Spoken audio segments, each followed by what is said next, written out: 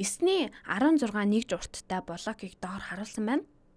Энэ бол 9-ний 16 нэгж урттай блок. Баруун дээд буланд байгаа хэрэгслийг ашиглаад энэхүү блокийг бидний зорилтод нэгж урттай блок үүсэг. Энэ цэнхэр блок бол нэгж урттай. Одоо байгаа блок гэсэн хэсгээс хөрвүүлэлтийн үйл явцыг харж болно. Үүнийг хэрхэн нэгж урттай блок болгох вэ? Юун төрөнд үүнийг хэсгүүдэд хуваан багасгаж болно. Юу болохыг харцгаая. Хэрвээ үүнийг 2 хэсэгт хуваавал улаан хэсгийн хэмжээ хэд болох вэ? Хэрвээ үүнийг 2 хуваавал 9-ний 16-г хуваах нь 2 буюу 9-ний 8 болно. Харин 4 хуваавал 9-ний 4 болно. Мөн хамгийн ихдээ 16 хэсэгт хуваавал 9-ний 1 болно. Тиймээс үүнийг 16 хэсэгт хуваан багасгая. 9-ний 16 хэсгийг 16-д хуваагаад 9-ний 1 болсон. Энд байна. Энд 9-ний 1 хэмжээтэй хэсэг байна. Харин одоо нэг бүхлийг үсэг. Яах хэрэгтэй вэ? Энэ хэсгээс 9 ширхэх хэрэгтэй. Тиймээс 9-ний 2, 9-ний 3, 9-ний 4, 9-ний 5, 9-ний 6, 9-ний 7, 9-ний 8, 9-ний 9 боллоо. Хариултаа шалгая. Тиймээ зөв байна. Үүнтэй дэстээ өөр жишээ авч үзье. Энд нэг бүхэл 12-ны 9 нэгж урттай блок байна. Харин бидний зорилго бол баруун дээд буланд байгаа хэрэгслийг ашиглаад нэг бүхэл 12-ны 8 нэгж урттай блок үүсгэх юм. Одоо байгаа блок гэсэн хэсгээс хөрвүүлэлтийн үйл явцыг харж болно. Хамгийн ойлгомжтой байгаа зүйл бол үүнийг 12-т хуваахгүй. Учир нь холимог бутгай хэлбэртэй өгөгдсөн байна.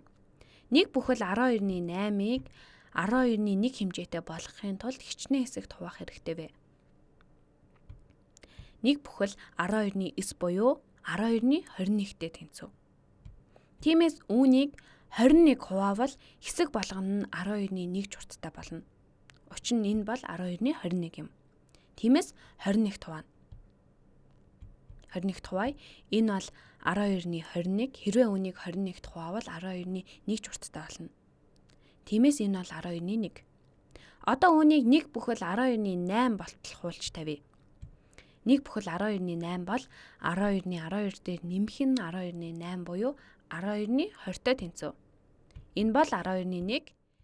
Тиймд би үүнийг 20 удаа авбал 1 бүхэл 12-ны 8-тай тэнцв болно. Харцгаая.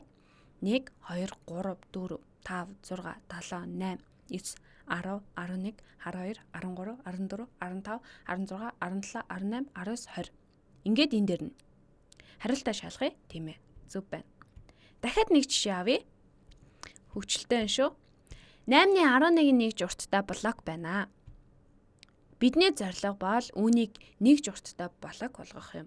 Тиймээс анх байсан блокийг 8-ны 1 хэмжээтэй болгохын тулд 11-т хуваана. Энд 8-ны 11 байгаа ба үүнийг 11-т хуваавал 8-ны 1 болно. Тиймээс 11 хуваая. Ингээд 8-ны 1 болно.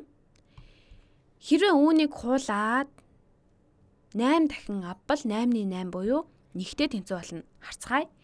1, 2, 3, 4, 5, 6, 7, 8 боллоо. Хариултаа шалгая. Зөв байна.